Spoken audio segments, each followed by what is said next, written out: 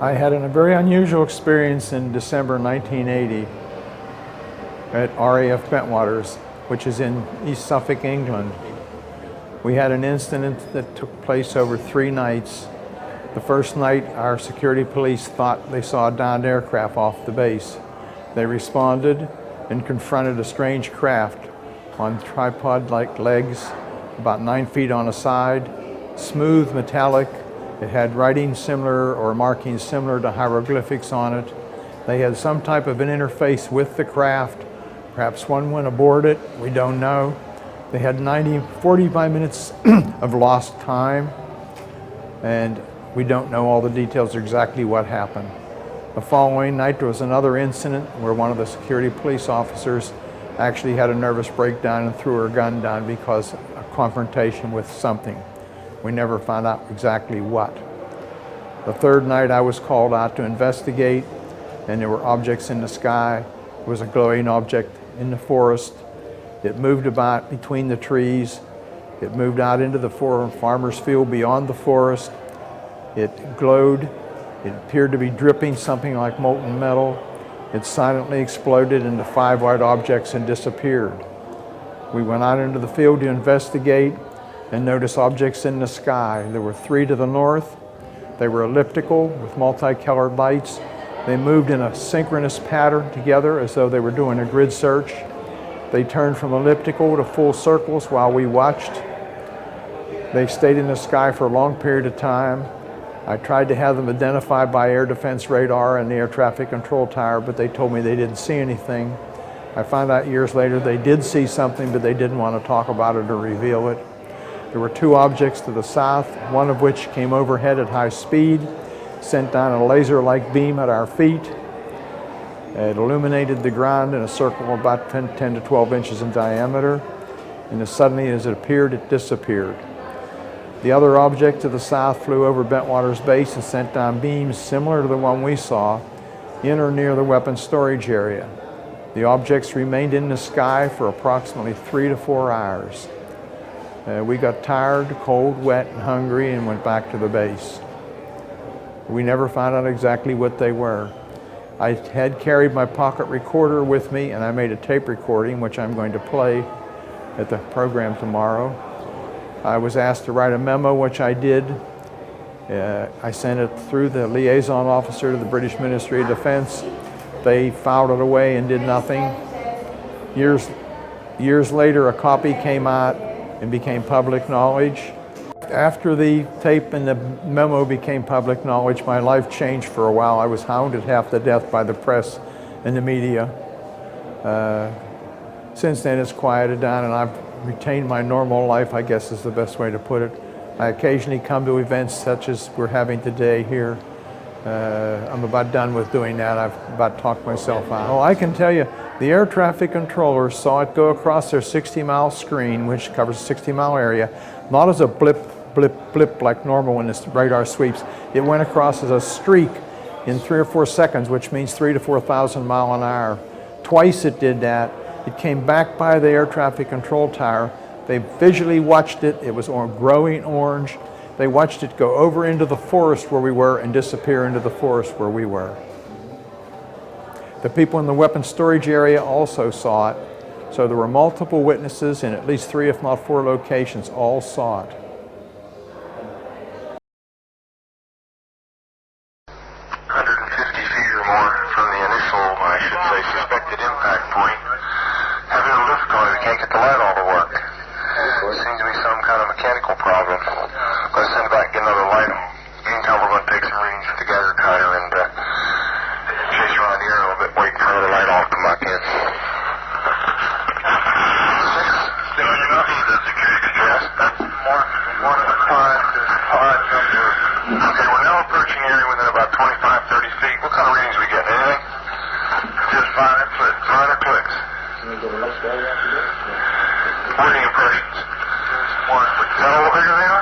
Well, there's one more well. The security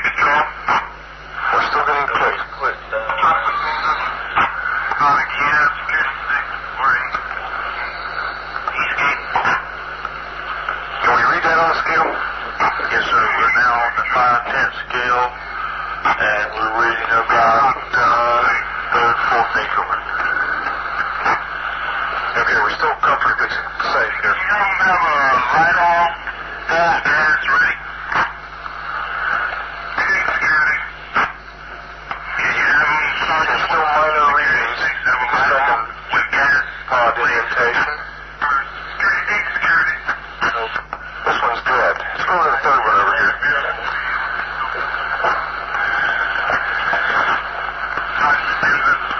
Yes, now I'm getting some residual. I can read that. The meter's definitely giving a little pulse. That's what I was going to say. Let's go to the center of the area next and see what kind of reading we get out there.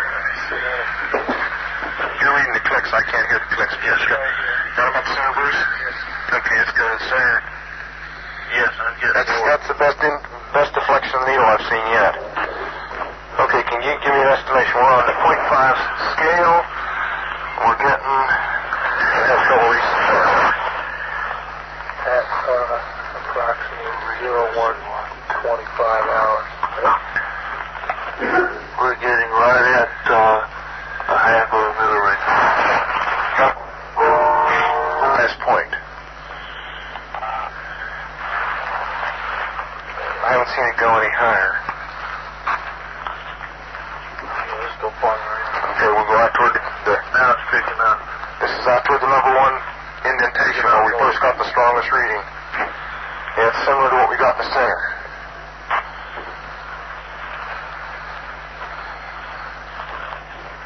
Not in a pod. It's mainly in the center. This looks like an area here, possibly. It could be a blast. It's in the center. That's hard to tell. You got to take this my fingers about 3. Here's 2. Up to what, 7?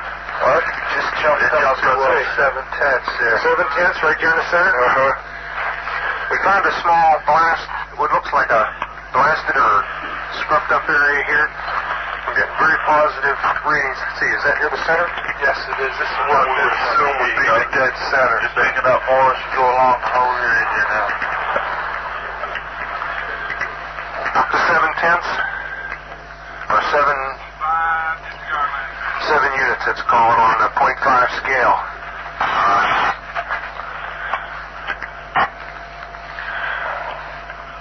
Okay, why don't we do this? Why don't we make a sweep? Here, I've got my gloves on now. Let's make a sweep out around the whole area, about 10 foot out, make a perimeter run around it.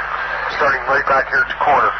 Back at the same first corner where we came in. Let's go right back here.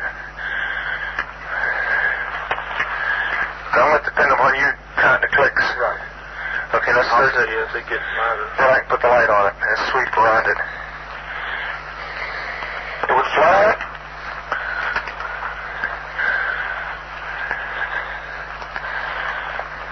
Put it on the ground every once in a while. This looks like an abrasion on it. Okay, we'll catch that on the way back. Let's go around. One back, hit it there. There's any interest right over here. It looks like an abrasion pointing into the center. It is. It may be old though. There's some sap marks or something on it. Let's go on back around.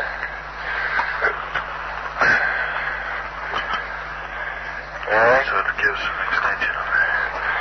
Yeah, this is an awkward thing to use, isn't it?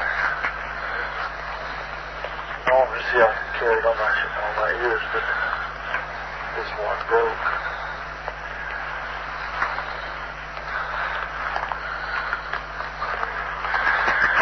Getting any further, I'm going to shut the recorder off till we find something. Picking up? What are we up to? We're up to 2, 3 units. Deflection, you're getting close to 1 pod. Picking up something. Picking up. Okay, it's still not going above 3 or 4 units. Picking up more though. More frequent. Yes, you're staying steady up around 2 to 3 to 4 units now. Yeah. Each one of these trees that face into the blast, what we assume is a landing site, all have an abrasion facing in the same direction towards the center. The same. Let's see anything. Let's go this way around the circle here. Turn it back down here. Picking up something. Collection. Let me see that. Well, that's kind of funny. You're right about the abrasion. I've never seen a tree that's, never seen a pine tree that's been damaged react that fast. I got a bottle to put that in. Yeah, you got a sample bottle? Yes, sir. For the soil. Yeah, here, sit this on the ground. You'll notice they're all the same. Okay, from now on, let's identify that as point number 1. That stake there. So you all know where it is if we have to sketch it. You got that, Sergeant Nevels? Yes, sir. Okay. Closest to the Woodbridge base. Point 1. Be point 1. And let's go clockwise from there. Point 2. Point 2? So this tree is between point 2 and point 3. And 2 other personnel requesting to find them over to your location. Tell them negative at this time. We'll tell them when they can come out here. We don't want them out here right now. Okay, the sample, you're going to mark this sample number 1. Yes. Have them cut it off and include some of that sap and all. Is between indentation 2 and 3 on a pine tree about 5 feet away, about 3.5 feet off the ground. I've got some more, but There's a round abrasion on the tree about 3.5, 4 inches in diameter. It looks like it might be old, but strange, there's a crystalline pine sap that's come out that fast. You see those other trees here that are damaged in similar fashion? Yes, so I may go toward the center of the landing site. Okay, why don't you take a picture of that and remember your picture, and you got to be writing this down. It's going to be on the tape. Right. Got a tape measure with you? This is the picture. Your first picture will be at the first tree, the one between Mark 2 and 3. Meantime, I'm going to look at a couple of these trees over here. We are getting some. You're getting readings on the tree you're taking samples from on the side facing the suspected landing site. 4 clicks max. Up to 4. Interesting. That's right where you're taking the sample now. 4.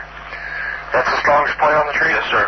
If you come to the back, there's no clicks whatsoever. No clicks at all on the back. It's all on the Maybe one side or two. facing the... Interesting. The indentations look like something twisted as it got, as it sat down on them. Looks like someone took something and sat it down and twisted it from side to side. Very strange.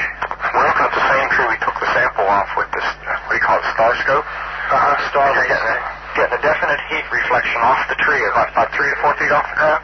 Yes, where the spot is. Same place where the spot is. We're getting a heat. And the spot on the tree directly behind us, I picked up the same thing, and one off to your right. 3 trees in the area, immediately adjacent to the site, within 10 feet of the suspected landing site. We're picking up heat reflection off the trees. Like 5 and up. What's that again? Well, shine a light on again, Bob. Well, you have trouble here. Yeah. Get right on the spot, and then when you want to Okay, turn the light on. you'll notice the white. Hey.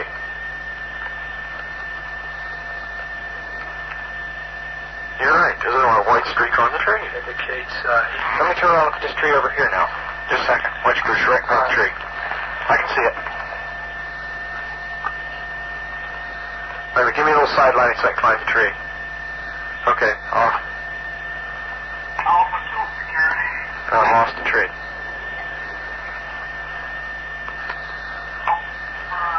Okay, stop. Light on. Hey, this is eerie. What is the hot spots? This is strange. Here, somebody want to look at the spots in the ground? Whoops, watch your nose. We're walking all over the park here, sir. Okay, let's step back and not walk all over it. Come back here and somebody put a beam on them. But you're going to have to be back 10 or 15 feet. You see it? Okay, fine. Okay, lights off. He took this long to document. What do you think about the spot?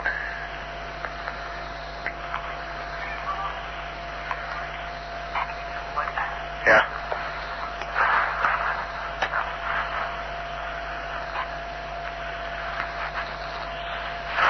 Want to see the first spot? Okay, that's what we call spot number 3. Let's go to the back corner and get spot number 1. Spot number 1. Here's spot number 1 right here. Spot number 1 right here. You need some light? There it is right there. You focused? Okay. Looking out spot number 1 through the starlight scope.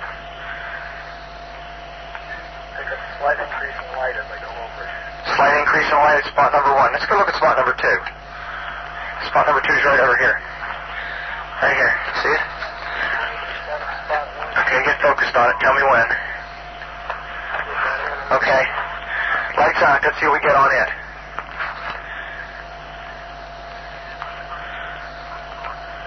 Slight increase. Just a slight increase? Try to center. The center spot. Well, it really isn't center. It's slightly off center. It's right there. It's more. Okay. We're going to get your reading on it right there. Okay. Tell me when you're ready. Ready? Okay, lights out. This is the center spot we're looking at now. We're almost the center. Slight increase there. This is slightly off center toward the 1-2 side. It's some type of abrasion or something in the ground where the pine needles are all pushed back, and where we get a high reading about deflection of 2 to 3, maybe 4, depending on the point on it. Yes. You said there's a positive after effect? Yes, there is definitely. That's on the center spot. There is an after effect. What does that mean? It means when the lights are turned off, once we are focused in and allow time for the eyes to adjust, we are getting an indication of a heat source coming out of that center spot, which will show up on the Heat or some form of energy. It's hardly heat at this stage of the game.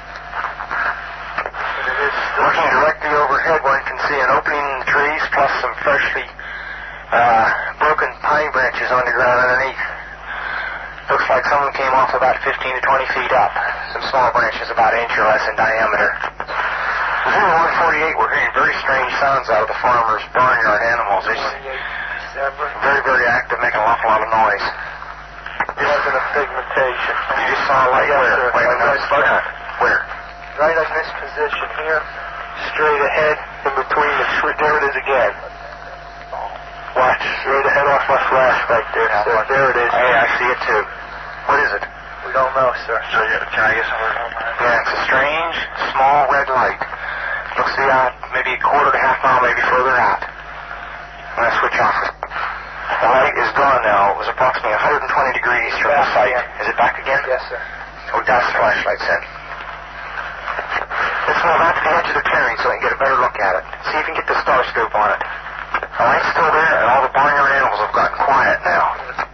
Yeah, we're heading about 110 to 120 degrees from the site out through to the clearing now. Still getting a reading on the meter. About 2 clicks. Meter's jumped 3 to 4 clicks, getting stronger.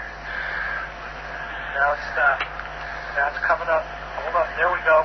About approximately 4 foot off the ground. Comes to set to 110 degrees. All right, just turn the meter off. Got to say that again. About 4 feet off the ground, about 110 degrees, getting a reading of about 4 clicks. Yes, sir. Yeah, but Excuse me. Now it's dying. no, it's not. I think it's something other than the ground. I think it's something variable here. Tree right over. We just spoke to the first night bird we've seen. We're about 150 or 200 yards from the site. Everything else is just deathly calm. There is no doubt about it. There's some type of strange flashing red light ahead. It's yellow. I saw a yellow tinge in it too. Weird. It appears to be maybe moving a little bit this way. Yes, it's brighter than it has been. Yellow. It's coming this way. It is definitely coming this way. Pieces of it are shooting off. There is no doubt about it. This is weird. To the left. Yeah, definitely moving off. Two lights. One light to the front, Okay. one light to the left. Keep the flashlights off. There's something very, very strange. Keep the headset on. See if it gets any stronger. Okay. Give us your rundown. Notation that this is on a beta reading, too. It's on a beta reading? Beta Okay. still has been removed. Okay. This is we're falling off it again. But it just moved to the right. Yeah. Off to the right. Strange. Oh, well, why don't we left? Let's approach to the edge of the woods up there. Can you undo without lights? Let's do it carefully. Come on. Okay, we're looking at the thing. We're probably about 200 to 300 yards away. It looks like an eye winking at you. It's still moving from side to side. And when you put the star scope on it, it sort of has a hollow center, a dark center. It's like the pupil of an eye looking at you and winking. And the flash is so bright to the star scope that it almost burns your eye. We passed the farmer's house and across in the next field. Now we have multiple sightings of up to 5 lights with a similar shape and all, but they seem to be steady now rather than a pulsating or glow with a red flash. We just crossed the creek, and we're getting what kind of readings now? Getting 3 good clicks on the meter, and we're seeing strange lights in the sky. 244, we're at the far side of the second farmer's field, and made sighting again about 110 degrees. This looks like it's clear out to the coast. It's right on the horizon. Moves about a bit and flashes from time to time. Still steady or red in color. Also, after negative readings in the center of the field, we're picking up slight readings, 4 or 5 clicks now on the meter. 305, we see strange strobe-like flashes to the rather sporadic, but there's definitely something, some kind of phenomenon. 305, at about 10 degrees horizon directly north, we've got 2 strange objects, half-moon shape, dancing about with colored lights on them. But gets to be about 5 to 10 miles out, maybe less. The half-moons have now turned into full circles. As though there was an eclipse or something there for a minute or two. 0315, now we've got an object about 10 degrees directly south, 10 degrees off the horizon. And the ones in the north are moving, one's moving away from us. It's moving out fast. This one on the right heading away, too. Yeah, they're both heading north. So here he comes from the south. He's coming toward us now. Now we're observing what appears to be a beam coming down to the ground. This is unreal. 330, or 0330, and the objects are still in the sky, although the one to the south looks like it's losing a little bit of altitude. We're turning around and heading back toward the base. The object to the south is still beaming down lights to the ground. 0400 hours, one object still hovering over Woodbridge base at about 5 to 10 degrees off the horizon, still moving erratic and similar lights and beaming down this area.